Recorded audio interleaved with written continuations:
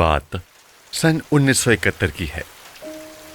ठंड बहुत बढ़ रही थी और ऐसे में रॉजर और कैरोलीन अपनी 5 बेटियों के साथ अमेरिका से रोड आइलैंड के एक फार्म हाउस में रहने के लिए आ गए थे और शायद यही उनकी सबसे बड़ी गलती थी।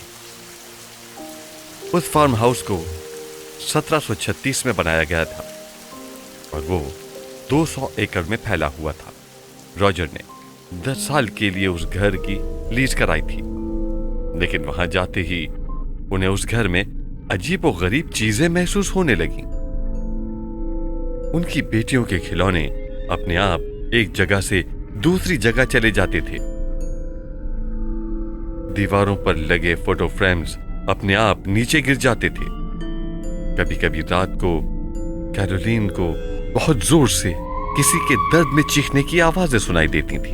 एक बार जब उनकी सबसे छोटी बेटी खेल रही थी तो कैरोलीन ने देखा कि एक काली परछाई सीढ़ियों के पीछे से उसे देखकर मुस्कुरा रही थी। उसकी गर्दन एक तरफ से इस तरह से मुड़ी हुई थी कि जैसे उसे मरोड़कर तोड़ दिया गया हो। उस परछाई की आंखें एकदम खुली हुई थीं और उसके चेहरे पर बड़ी सी मुस्कुराहट थी,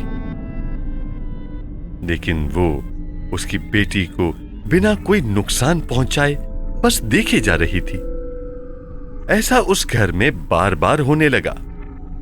कैरोलीन कई बार उसे अपने बच्चों के ठीक पीछे खड़ा हुआ पाती। एक रात कैरोलीन ने ये सारी बातें रॉजर को बताईं।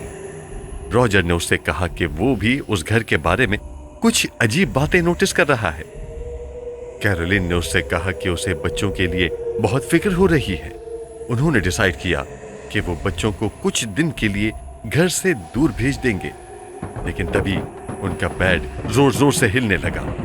अचानक से उनका बेड हवा में तैरने लगा और फिर धम से नीचे गिर गया। वो लोग बहुत ज्यादा घबरा गए। ऐसी भयानक एनर्जी उन्होंने उस घर में पहली बार महसूस की थी। घबराहट के मारे वो दोनों रात भर सो नहीं सके। उसके बाद तो न जाने कैरोलीन पर क्या गजब ढाया कि उसकी हालत बद से बदतर होती चली गई। उसे हर वक्त ऐसा लगने लगा जैसे कोई उसे सुई चुभ रहा हो। रोज रात उसके कानों में उस आत्मा की आवाज गूंजने लगी, जिससे उसकी नींद खुल जाती थी। वो कैरोलीन से उसके बच्चे मांगती थी और उसे घर से जाने के लिए कहती थी। कभी कभी तो वो आत्मा उसे बेड से नीचे खींचते हुए बेसमेंट तक ले जाती थी और उसे बहुत चोट पहुंचाती थी। लेकिन कैरोलीन जब सुबह उठती थी तो उसे ज्यादा कुछ याद नहीं रहता था। कैरोलीन वक्त के साथ और अजीब होती चली गई। जब वो पेन से कुछ लिखने बैठती तो वो उसे अपने ही हाथ में चिढ़ने लगती। जब वो खाना बना रही होती थी तो चाकू से अपना हाथ ही काट लेती थी। कैरोलीन को ऐसा लगा जैसे उसका गला किसी ने जोर से पकड़ लिया हो। उसने जैसे ही आंखें खोली तो उसने देखा कि उसके ऊपर भयानक दिखने वाली एक औरत बैठी है जो उसका गला दबा रही है। कैरोलीन ने अपने आप को उससे छुड़ाने की बहुत कोशिश की, लेकिन उस आत्मा ने उसके जिस्म पर कब्जा कर लिया। दिन ब दिन पेरॉन फैमिली की मुश्किलें बढ़ती चली जा रही थी। जिस रात कैरोलीन ने उस भयानक आत्मा को देखा था, उस रात से कैरोलीन अपने ही बच्चों के साथ अजीब सा बिहेव करने लगी थी। जब भी रॉजर काम से बाहर जाता, वो उन्हें अपने ही कमरे में घंटों तक बंद करके घूरती रहती थी। वो उसकी बात नहीं सुनते थे तो वो उन पर जोर से चिल्लाती थी। इतना ही नहीं, अगर वो रॉजर के पास जाते तो वो उन्हें पकड़कर बहुत मारती और उन्हें चोट पहुंचाती। अब पेरॉन फैमिली के सभी मेंबर्स को यकीन हो गया था कि वो घर हॉन्टेड है। अपनी मां की बिगड़ती हालत को देखकर उसकी 5 बेटियां बहुत डरी हुई। एक दिन रॉजर ने देखा कि उसकी छोटी बेटी दरवाजे से लगकर रो रही है। जब वो उसके पास गया तो उसने देखा कि कैरोलिन ने उसे उसके बालों से खींच रखा है और वो उसके बालों को खा रही है। ये देखकर रॉजर के होश उड़ गए और वो फौरन कैरोलिन को खींचता हुआ वहां से ले गया और उसे एक चेयर से बांध दिया। वो बहुत चीखी चिल्लाई, लेकिन रॉजर ने उसके हाथ नहीं खोले। कुछ देर में वो थक कर बेहोश हो गई। थोड़ी देर के बाद जब वो होश में आई और उसकी आंखें खुली, उसने रॉजर से कहा कि एक आत्मा उसके जिस्म पर कब्जा करने की कोशिश कर रही है। वो उससे उनकी बेटियां चाहती है और अगर उन्होंने ऐसा नहीं किया तो वो उसे और रॉजर दोनों को मार डालेगी। उसने रॉजर को यह भी बताया कि वो चुड़ैल बहुत देखने में भयानक थी। ये बोलते बोलते कैरोलिन फिर से बेहोश हो गई। ये सब सुनकर रॉजर सुन पड़ गया। फिर उसने कुछ सोचा और कैरोलिन को बेड पर लिटाकर घर से बाहर चला गया। रॉजर उन्हीं सब बातों का पता लगाने के लिए घर से बाहर निकला था। उसने आसपास के लोगों से पूछा तो उसे यह पता चला कि यहां पर बैथशेबा नामी एक औरत रहती थी, जिसका एक बेटा था और 3 बेटियां थीं। लेकिन उसकी तीनों बेटियों की मौत हो गई थी और किसी को भी उनके मरने के पीछे की वजह कभी मालूम नहीं हुई। पुलिस ने जब छानबीन की तो उन्हें पता लगा कि उनकी मौत नहीं हुई थी, बल्कि उन्हें मारा गया था। इनफैक्ट पुलिस को यह भी पता चला कि उसकी एक बेटी की मौत सर में कील घुसाने की वजह से हुई थी। इस बात से गांव वाले ये मानने लगे थे कि बैथशेबा एक डाइन है और वो अपने बच्चों की बलि चढ़ाकर उन्हें शैतान के हवाले कर देती है। क्योंकि पुलिस को कोई सबूत नहीं मिला तो कोई भी उसका कुछ नहीं बिगाड़ पाया।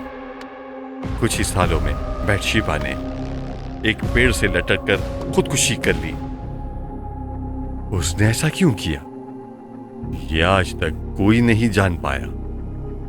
तब से लेकर आज तक उस घर में जो कोई भी रहा करता था, उन सब के साथ कुछ न कुछ अजीब वाकयात रोनुमा जरूर होते थे और कई लोगों ने बैथशेबा की उस भयानक आत्मा को भी देखा था। ये सब सुनकर रॉजर ने अपना सर पकड़ लिया, लेकिन जब वो घर वापस पहुंचा तो उसने जो कुछ देखा उसे देखकर उसके होश उड़ गए थे। उसने देखा कि उसके बेडरूम से कैरोलिन गायब है और फर्श पर काले मार्क्स पड़े हुए थे, जैसे कैरोलिन को वहां से कोई घसीटता हुआ नीचे लेकर गया। अभी बेसमेंट से एक जोर की आवाज आई। वो काले मार्क्स उसके बेडरूम से होते हुए नीचे बेसमेंट की तरफ जा रहे थे।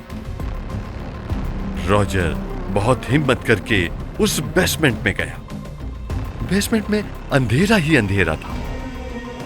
उसने अपनी पॉकेट से एक मैच स्टिक निकालकर जलाई, पर वो मैच स्टिक फौरन बुझ गई। उसने फिर से कोशिश की। इस बार उसने जब मैच स्टिक जलाई तो उसने देखा कि उसके ठीक सामने बैथशेबा का भूत खड़ा था। उसे देखकर वो खौफ में आ गया और उसके हाथ से वो मैच स्टिक छूट गई।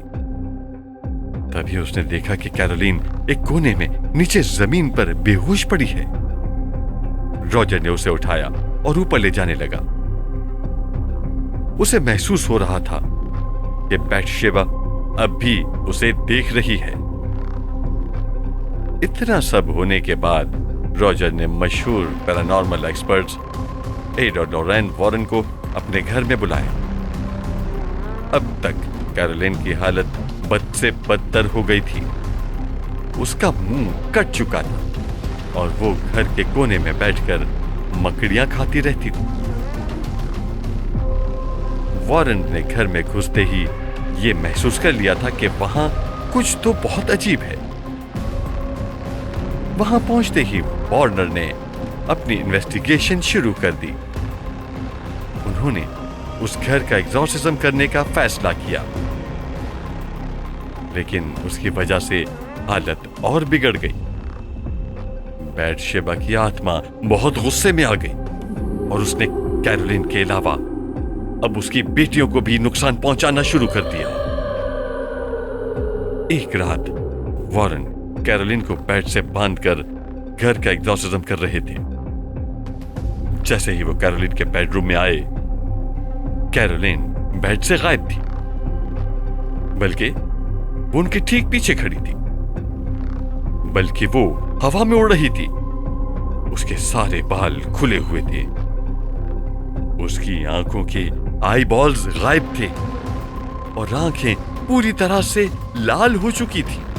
उसके मुंह के जबड़े दोनों तरफ से खींचे चले जा रहे थे, जैसे उसके मुंह के दो हिस्से होने वाले हों। बैटशेबा ने पूरी तरह उस पर काबू कर लिया था। पूरा घर जोर जोर से हिलने लगा। वॉरेन्स ने कई मंत्र पढ़े और बहुत कोशिश की, लेकिन रॉजर ने कैरोलिन की बिगड़ती हालत देखकर उन्हें रोक दिया। कैरोलिन बेहोश होकर नीचे गिर पड़ी। वक्त के साथ साथ रॉजर के सारे पैसे उसी में खर्च हो गए। जब हालत और खराब हो गई तो रॉजर ने वॉरेन्स को घर से निकाल दिया। बैरन फैमिली को उसके बाद भी 7 साल तक जैसे तैसे उसी घर में रहना पड़ा। 7 साल बाद जब उन्होंने घर बदला, तब भी बैटशेबा ने उनका पीछा किया और कई सालों तक ऐसे ही अजीबोगरीब वाकयात उनकी पूरी फैमिली के साथ होते रहे। अगर आपको यह कहानी अच्छी लगी तो हमारे चैनल को लाजमन सब्सक्राइब करें।